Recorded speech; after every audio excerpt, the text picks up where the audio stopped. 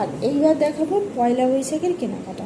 পয়লা বৈশাখে যে কেনাকাটাগুলো আর কি মেনলি আমি সব সময় প্রত্যেক বছরই করে থাকি, যেহেতু নতুন মানে পড়তে হয়, মানে পরে আর কি। তো সেই জন্য ভাবলাম যে নতুন পড়ে তো আর রান্নাবান্না, তো পয়লা বৈশাখে একটা অনেক রান্নাবান্নার ব্যাপার থাকে। তো নতুন পরে রান্নাবান্না করা, কুর্তি ফুর্তি এগুলো বেশ ভালো লাগবে না, বা নতুন শাড়ি পরে রান্না করতেও ভালো লাগবে না এই গরমে। তো আমি প্রত্যেক বছর কী করি, নাইটি নিই, 2-3টে করে নাইটি নিই।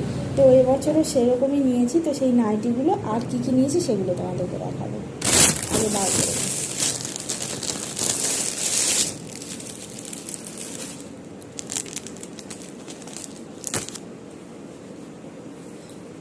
নাইটি নতুনও পরা হলো, প্লাস পয়লা বৈশাখের যে কাজকর্মগুলো থাকে, রান্নাবান্না অনেক অ্যারেঞ্জমেন্ট থাকে, তো সেইগুলোও হয়। তো 2টো নাইটি নিয়েছি। এই